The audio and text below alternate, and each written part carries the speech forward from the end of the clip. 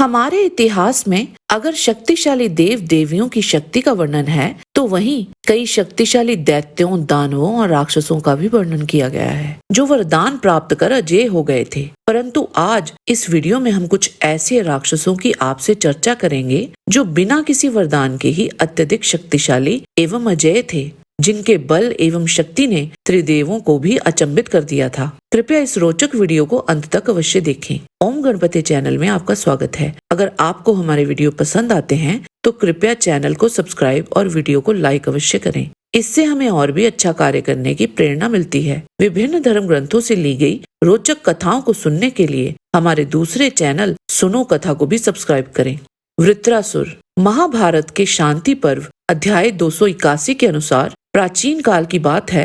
इंद्र रथ पर आरूढ़ हो देवताओं को साथ ले वृत्रासुर से युद्ध करने के लिए चले। उन्होंने अपने सामने खड़े हुए पर्वत के समान विशालकाय वृत्र को देखा। वह 500 योजन और कुछ अधिक 300 योजन उसकी मोटाई थी। वृत्रासुर का वैसा रूप देखकर समस्त देवता डर गए थे। वृत्रासुर के बारे में विस्तृत जानकारी हमें ऋग्वेद में मिलती है। इसमें वृत्रासुर को इंद्रदेव के सबसे बड़े शत्रु के रूप में दिखाया गया है। ऋग्वेद के अनुसार वृत्रासुर ने अपनी सहस्त्रों बाहुओं से सभी नदियों एवं सरोवरों में जल का प्रवाह रोक दिया था, जिस कारण सभी ओर भयंकर अकाल पड़ गया था। ऋग्वेद के अनुसार वृत्रासुर बिना किसी वरदान के ही बहुत शक्तिशाली था। अंत में उसका वध इंद्रदेव ने वज्र के प्रहार से किया था। ऋण्याक्ष। ऋषि कश्यप और उनकी पत्नी दिति के 2 पुत्र हुए। बड़े पुत्र का नाम था ऋण्यकश्यप और छोटे पुत्र का नाम था ऋण्याक्ष। बड़े होते होते ऋण्याक्ष ने संपूर्ण ब्रह्मांड में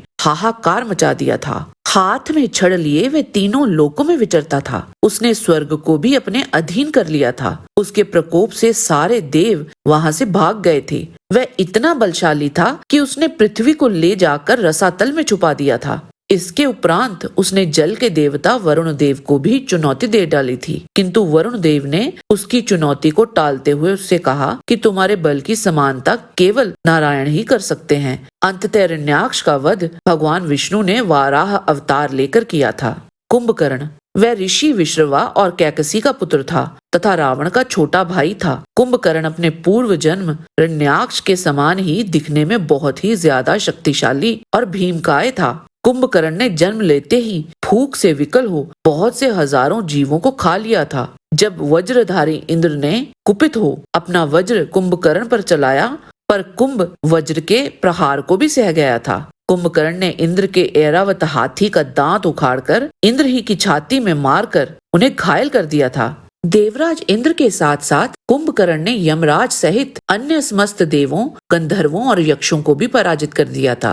वाल्मीकि रामायण के युद्ध कांड सर्ग 61 में विभीषण प्रभु राम से कहते हैं, दूसरे राक्षसों को तो वरदान का बल है, किंतु ये महाबली कुंभकर्ण तो स्वभाव से ही तेजस्वी है। श्री राम के साथ हुए अंतिम युद्ध में उसने प्रभु राम को भी अपने बल एवं पराक्रम से अचंभित कर दिया था। जिन बाणों के प्रहार से उन्होंने साल के वृक्षों को भेद दिया था और बाली जैसे शक्तिशाली वानर को मार गिराया था, वह बाण भी कुंभकर्ण पर विफल हो गए थे, जिसे देख श्री राम भी हैरान रह गए थे। अंत में श्री राम को 4 दिव्यास्त्रों की सहायता से उसका वध करना पड़ा था, जिसके वध के लिए श्री विष्णु अवतार को इतना बल झोंकना पड़ा, 4 दिव्यास्त्र चलाने पड़े। वो निश्चित ही कोई आम राक्षस न था।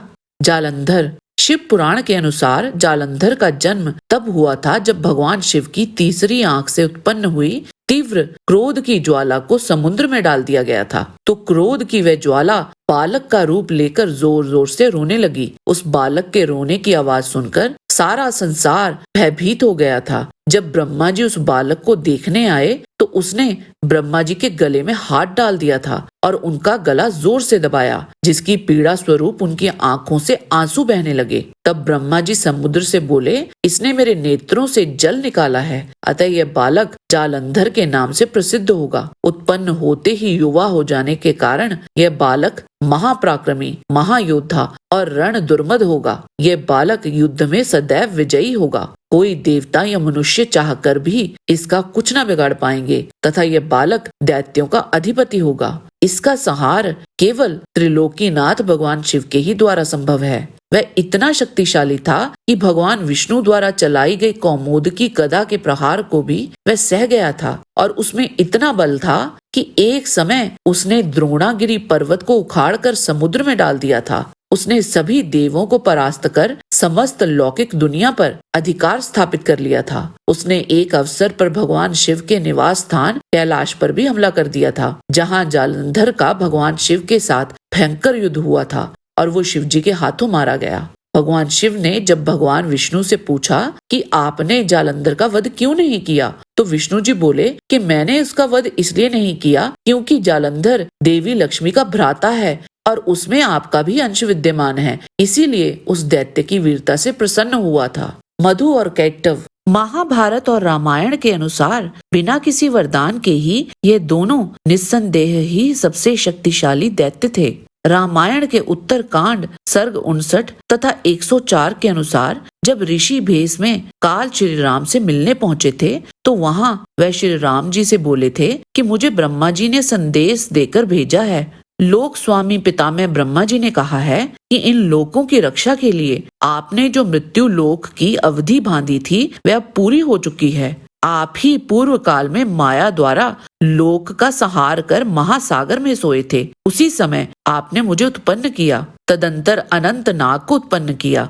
इसके अतिरिक्त आपने और भी महाबली 2 जीवों को उत्पन्न किया जो आपके कान की मैल से ही उत्पन्न हुए थे। उन दोनों के नाम मधु और कैटव थे। वे दोनों दानव बड़े बलवान, पराक्रमी और दुर्धर्ष थे। वे दोनों वहां ब्रह्मा जी को देखकर बड़े कुपित हुए और ब्रह्मा जी को खाने के लिए उनकी ओर दौड़े। यह देख ब्रह्मा जी बड़े जोर से चिल्लाए और ब्रह्मा जी का चिल्लाना सुनकर भगवान विष्णु वहां तुरंत पहुंच गए। भगवान विष्णु जी के साथ उनका युद्ध हुआ और अंत में भगवान ने अपने सुदर्शन चक्र से उन दोनों को मार डाला था। मधु और कैटव के मरने से मधु की चर्बी जल में मिली, तब जल गाढ़ा हुआ और कैटव के शरीर की हड्डियों से पर्वत बने। उनके शरीर से निकली हुई चर्बी से सारी पृथ्वी तर हो गई थी। तब लोकधारी भगवान विष्णु ने पृथ्वी को साफ किया और जब पृथ्वी शुद्ध हो गई तब उसे सर्वत्र वृक्षों से पूर्ण कर दिया।